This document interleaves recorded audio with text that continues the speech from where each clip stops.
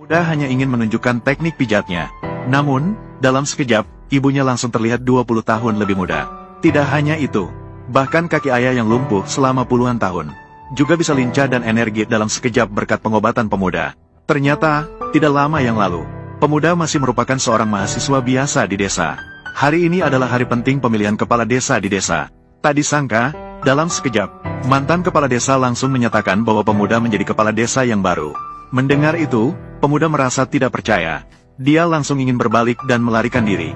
Namun, dia justru ditahan oleh warga desa. Hanya karena desa Senglong adalah desa termiskin di negara ini. Maka, pemuda berjuang melawan. Namun, karena terlalu terkejut, dia malah meninggal dunia. Mantan kepala desa mengira pemuda hanya terlalu terkejut. Dia segera meminta seseorang untuk membantunya. Namun, dalam sekejap, Mo Wazi. Aku terlahir kembali.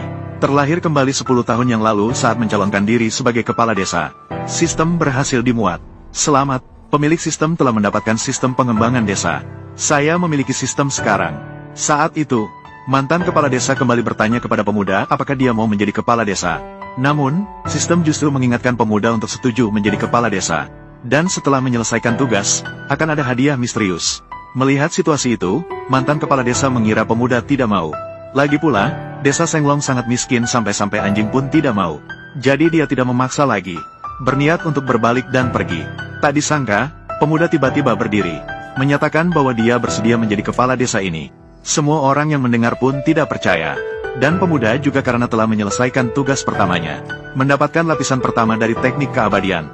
Saat itu, dia dengan wajah bingung bertanya apa fungsinya. Sistem menjelaskan bahwa setelah berhasil berlatih, dapat meningkatkan umur panjang, dan juga dapat memberikan umur panjang kepada orang lain. Maka dia segera bertanya kepada mantan kepala desa, "Di mana orang tuamu?" Karena dia ingat bahwa inilah harinya. Orang tua akan meninggal dunia karena sakit. Jadi dia segera berlari pulang. Cerita pendek Neza baru saja. Neza menyikat dengan lembut. Anaknya sudah kembali. "Ibu, ada apa ini, anak? Aku sangat merindukanmu." Sudah. Pasti sudah lapar, kan? Ibu pergi memasak mie saus kesukaanmu. Baiklah, cerita pendek Neza. Istirahatlah sebentar. Cerita pendek Neza. Pemuda teringat tentang teknik keabadian yang baru saja didapat. Jadi dia segera mulai berlatih. Tak lama kemudian, sistem mengingatkannya bahwa dia berhasil mendapatkan umur panjang selama 50 tahun. Segera setelah itu, pemuda menggunakan fungsi khusus. Dalam sekejap, dia menyembuhkan penyakit lama orang tuanya. Itulah adegan di awal cerita. Selanjutnya, pemuda ingin memimpin seluruh desa untuk menjadi kaya. Dia pergi ke ladang untuk mencari cara. Saat itu, dia secara tidak sengaja melihat bidara Cina di pohon. Pemuda tiba-tiba mendapatkan ide dalam hatinya. Dan juga, desa Senglong memiliki hamparan hutan bidara Cina dan fuling liar. Dan semua ini adalah bahan obat tradisional yang bisa dijual. Namun, saat itu, tugas baru diaktifkan lagi. Meminta dia untuk mengumpulkan 1 juta dana dalam 15 hari. Setelah selesai, akan ada hadiah misterius. Pemuda itu tanpa ragu langsung menelepon pembeli, menanyakan apakah mereka tertarik untuk membeli. Namun, pihak lain mengklaim perlu melihat sampel terlebih dahulu untuk menentukan harga. Dan mereka berada di sekitar sini. Jadi, pemuda itu langsung membawa barang dan bergegas ke sana. "Kamu adalah orang yang menelepon dan mengatakan ingin menjual biji bidara Cina dan fuling liar."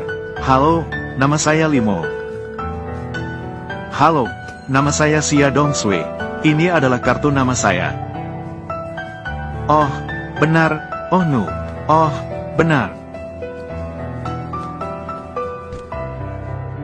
Nona Xia, ini adalah biji bidara Cina.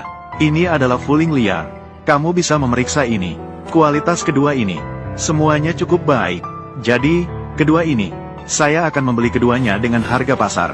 Para warga desa, fuling liar dan biji bidara Cina. Saya sudah menemukan pembeli. Kalian bisa pergi memetik dan menjualnya. HMPH, ini adalah barang untuk memberi makan babi. Ah, babi saja tidak mau memakannya. Kamu bilang bisa dijual. HMPH, siapa yang kamu tipu? Ah, iya, bahkan babi pun tidak mau memakannya. Lalu, apa yang kamu katakan? Bagaimana kamu bisa percaya?